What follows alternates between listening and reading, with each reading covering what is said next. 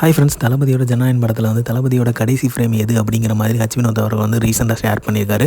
அதாவது மமிதா பைஜு அவர்கள் வந்து ஓடி வர பின்னாடி தளபதி பைக்கில் வர்றது தான் கடைசியாக க்ரீன் மேட்டில் வந்து எடுக்கப்பட்ட ஷாட்டாக.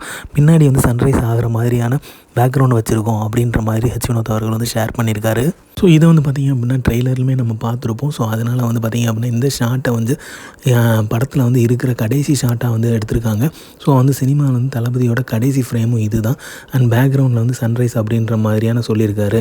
அதே மாதிரி பார்த்திங்க அப்படின்னா படத்தோட டைட்டில் நாளைய தீர்ப்புன்னு வைக்கலாமா அப்படின்ற மாதிரி ஒரு சஜஷன் வந்துச்சான். பட் ஆனால் வந்து விஜய் சாரோட ஃபஸ்ட்டு படம், அதனால தான் அந்த சஜஷன் வந்து தோணுச்சு. தென் லாஸ்ட் படமும் அதே இருந்தால் நல்லாயிருக்கும் அப்படிங்கிற மாதிரி தோணுச்சு. ஸோ அதனால தான் இந்த ஒரு டிஸ்கஷன் வந்து போச்சு. பட் ஆனால் வந்து பார்த்திங்க அப்படின்னா பாலிடிக்ஸ்க்கு கரெக்டாக இருக்கும் அப்படிங்கிற மாதிரியான ஒரு திங்கிங் இருந்தது. அதனால தான் வந்து இது வந்து ரொம்பவே டீப்பாக யோசிக்கப்பட்டுச்சு. ஆனால் வந்து எனக்கு வந்து பர்சனலாக அந்த டைட்டில் வச்சா லைஃப் டைம் கம்மின்னு தோணுச்சு.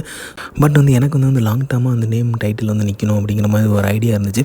அதனால வந்து ஜனநாயகன் அப்படிங்கிற மாதிரி யோசித்தேன். ஏன்னா ஜனங்களுக்கான நாயகன் அப்படிங்கிறது வந்து இருக்கும் இல்லையா, அதனால தான் வந்து அதை வந்து இருக்கட்டும் அப்படிங்கிற மாதிரி கடைசி வந்து ஃபிக்ஸ் பண்ணி அதையே வந்து வச்சிட்டோம்.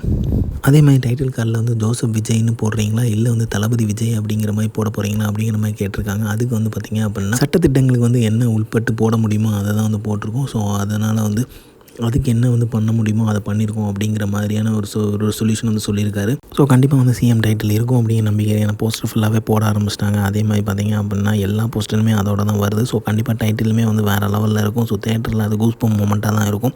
அதில் எந்த ஒரு சந்தேகமே கிடையாது. பட் ஆனால் ஹச் வினோத் அவர் வந்து ஷேர் பண்ணல. ஏன்னா தேட்டர்கள் மூமெண்ட்டாக இருக்கட்டும் அப்படிங்கிற மாதிரி அதை ரிவீல் பண்ணாமல் இருக்காருன்னு நினைக்கிறேன். ஸோ இந்த மாதிரி தளபதி சிஎம் விஜயை பற்றி தெரிஞ்சுக்க லைக் பண்ணுங்கள், ஷேர் பண்ணுங்கள், ஃபிலிமா சேனலை சப்ஸ்கிரைப் பண்ணுங்கள். தேங்க்யூ.